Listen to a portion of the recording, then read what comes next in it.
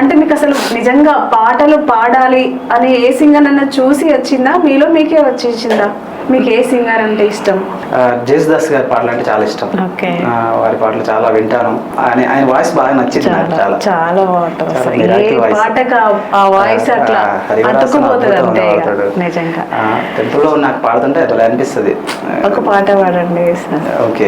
అపురూపమైనదమ్మ ఆడ జన్మ, ఆ జన్మకి పరిపూర్ణత ఇల్లాలమ్మ. అపురూపమైనదమ్మ ఆడ జన్మ, ఆ జన్మకి పరిపూర్ణత ఇల్లాలమ్మ. మగవాడి బ్రతుకులు సగపాలు తనదిగా జీవితం అంకితం చేయగా. అపురూపమైనదమ్మ ఆడ జన్మ, ఆ జన్మకి పరిపూర్ణత ఇల్లాలమ్మ. పసుపు తాడు ఒకటే మహాభాగ్యమై బ్రతుకుతుంది పడతి పతేలోకమై. మగని మంచి కోసం పడే ఆర్తిలో పతిని మించగలవ మరే ఆస్తులు. సహధర్మచారిని సరిలేని వరమని సత్యాన్ని కనలేని నాడు మోడుగా మిగలడ పురుషుడు. అపురూపమైనదమ్మ ఆడ జన్మ, ఆ జన్మకి పరిపూర్ణత ఇల్లాలమ్మ. కలిమిలేములన్నీ ఒకే తీరుగా కలిసి పంచుకోగా సదా తోడుగా. కలిసి రాని కాలం వెలేవేసిన విడిచిపోని బంధం తనై ఉండగా. సహధర్మచారిని సరిలేని వరమని సత్యాన్ని కనలేని నాడు మోడుగా మిగలడ పురుషుడు. అపురూపమైనదమ్మ ఆడ జన్మ, ఆ జన్మకి పరిపూర్ణత ఇల్లాలమ్మ. ఈ పాటలో అంటే ఇల్లాలి యొక్క గొప్పతనం చెప్పారు, కానీ ఇప్పుడున్న ప్రస్తుత కాలంలో కొంత కొంత మారిపోయింది అన్నట్టు అనిపిస్తుంది. ఆ లిరిక్స్ కొంచెం రెండో చరణంకి వెళ్ళేటప్పుడు కలిమి లేవునన్నీ ఒకే తీరుగా కలిసి పంచుకోగా సదా తోడుగా అంటారు. అంటే ఉన్నప్పుడు లేనప్పుడు ఒకే తీరుగా ఉండాలి. భర్త దగ్గర ఆస్తి ఉన్నప్పుడు ఒక తీరుగా, లేకపోతే ఇంకో తీరుగా, అలా అలా ట్రీట్ చేసే వ్యవస్థ ఇప్పుడు నడుస్తుంది. అలాంటిది పాట ఇప్పుడు పాడితే కదా అదే. సో అట్లాంటి ఇప్పుడు నిజంగా జరుగుతున్నాయి మన బయట వ్యవస్థ, చాలా వ్యవస్థలో నడుస్తుంది. అట్లాంటి వ్యవస్థ పోయి ఒక మంచి వ్యవస్థ రావాలని కోరుకుందాం. థ్యాంక్ యూ అన్న. రావాలి, నిజంగా అట్లనే రావాలి నేను కూడా కోరుకుంటున్నా. నిజంగా అన్న, నేను చిన్నప్పుడు వాడుకున్న పాటలన్నీ ఇప్పుడు మీరు వాడుతుంటే గుర్తుకొస్తున్నాయి. నిజంగా నేను అసలు ఈ పాటలు ఇవన్నీ చిన్నప్పుడు ఎంత బాగా పాడుకునేవి ఇవన్నీ అసలు. మళ్ళీ మీరు పాడుతుంటే నాకు ప్రతి ఒక్క పాట గుర్తుకొస్తుంది. మధ్యలో మధ్యలో అందుకుంటున్నా. అందుకనే మా ఇంటి దగ్గర రాములు ఉంటారు, ట్రిపుల్ భాషలో చేస్తారు. చాలా అద్భుతంగా పాటలు రాస్తాడు. ఒక పాట మా ఊరి పైన రాశాడు ఆయన. సో నాతో పాడించాలనే ఆలోచనలో ఉన్నాడు ఆయన. అది రికార్డింగ్ చేయలే, ఇంకా అన్ని పరిస్థితులు అనుకూలిస్తే రికార్డింగ్ చేయాలని ఆలోచనలో ఉన్నాం. ఒక చిన్న లైన్ వినిపిస్తా. మా ఊరే చెప్తా కదా. మా ఊరమ్మ మా ఊరమ్మ మా ఊరమ్మ కాకరవాయమ్మ. మా ఊరమ్మ మా ఊరమ్మ మా ఊరమ్మ కాకరవాయమ్మ. ఊరికి ఉత్తరాన కాపుగాసె దుర్గమ్మ, ఊరి మధ్య రావి చెట్టు, చెట్టు కింద ముత్యాలమ్మ. పశ్చిమంగ గంగమ్మ దక్షిణాన పోలేరమ్మ, పశ్చిమంగ గంగమ్మ దక్షిణాన పోలేరమ్మ. మా ఊరమ్మ మా ఊరమ్మ మా ఊరమ్మ కాకరవాయమ్మ. కల్మశాలలేమిరా కలిమి బలిమి ఊరురా, మానవత్వమేనురా మంచితనం పేరురా. మా ఊరమ్మ మా ఊరమ్మ మా ఊరమ్మ కాకరవాయమ్మ. అంటే పల్లెటూరు అనగానే మా ఊరు పాట గుర్తొచ్చింది. నిజంగా బాగుందన్న పాట. నిజంగా ప్రతి ఒక్క ఊర్లో రాగి చెట్టు అనేది ఖచ్చితంగా ఊరి మధ్యలో ఉంటది. మాకు కూడా స్కూల్ మధ్యలో ఉండేది. ఆ చెట్టు కింద అమ్మవారు ఉంటారు. ఆ చెట్టు కింద మాకు ఆంజనేయ స్వామి ఉండేది. అప్పట్లో స్కూల్ బడిలో కంటే బయటనే ఎక్కువ పాఠాలు జరిగేది.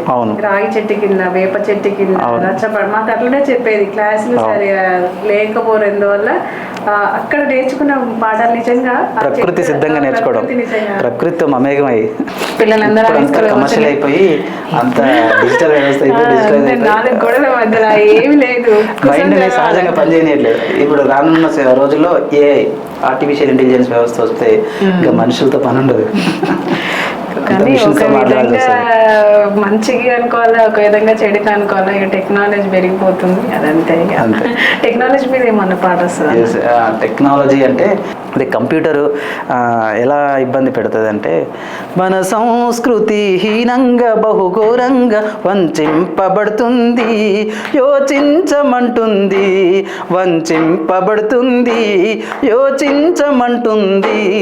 పక్క దేశపు ప్రాజెక్టర్ ఎట్టి అప్పు చేసి పప్పు కూడంటూ దేశాన్ని తాకట్టు పెట్టి తల్లడిల్లే రైతుల గోస పట్టదాయే మన పాలకులకు. కరెంటు లేక కాల్వలు రాక పంటలన్నీ ఎండిపోయే నాడు వ్యవసాయ రంగంలో ముందున్న దేశం వెనకబడి ఎదుగుతుంటే ఇక కష్టపడకుండానే కడుపులోకి కూడు కంప్యూటరే పెట్టునంట. అది చెప్పినోడే పెద్ద సుంట. మన సంస్కృతి హీనంగా బహుఘోరంగా వంచింపబడుతుంది, యోచించమంటుంది, వంచింపబడుతుంది, యోచించమంటుంది.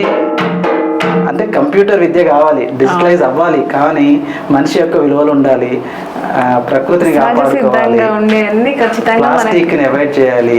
సో ఇప్పుడు ఇవన్నీ అవసరం. మీరు అనేది ఇంకొక అవకాశం ఇస్తే ప్రకృతి గురించి కూడా ఒక పాట.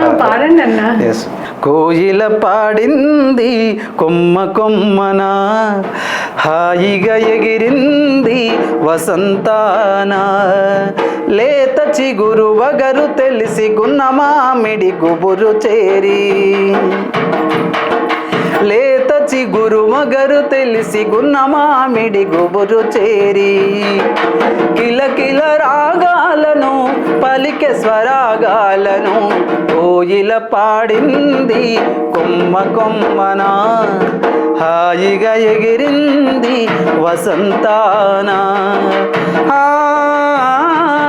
ఓహో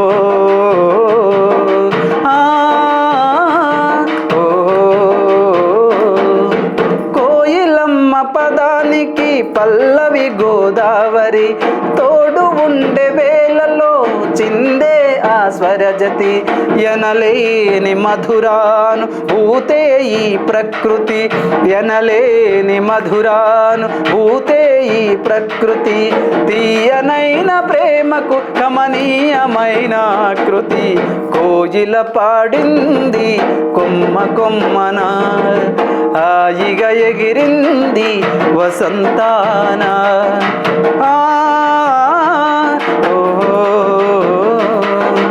మధురమైన ఆలోచన మనసున విరియాలని, మనిషి మనిషి కలుసుకొని సమతను నిలపాలని, మమత మానవత్వానికి అనుబంధం పెనవేసి, మమత మానవత్వానికి అనుబంధం పెనవేసి, మరో కొత్త లోకాలకు తరలిపోవాలని కోయిల పాడింది కొమ్మ కొమ్మన, హాయిగా ఎగిరింది వసంతాన.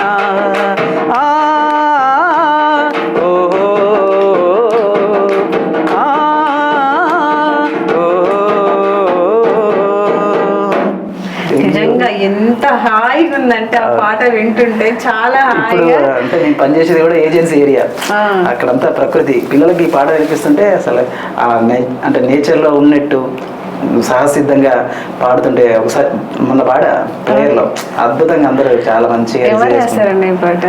ఇది సేకరణ పాట. ఇది కూడా మా ఊర్లో మా సార్ గురువు గారు పాడుతుండే, మహేష్ సార్ అని, ఆయన దగ్గర ఇది సేకరించాను. ఎక్సలెంట్. నేను ఎక్కడికి వెళ్ళి ఈ పాట పాడుతుండే. అంటే ఇది ప్రతి సిచ్యువేషన్ కి తగ్గట్టుగా ఉంటుంది, చాలా ఏ సిచ్యువేషన్ కాదన్నట్టు ఉండదు. ప్రకృతికి, జనాలకి మోటివేషన్, నెక్స్ట్ ఆహ్లాదానికి, మన మైండ్ రిలాక్సేషన్ కూడా చాలా హాయిగా అనిపిస్తుంది పాట వింటుంటే.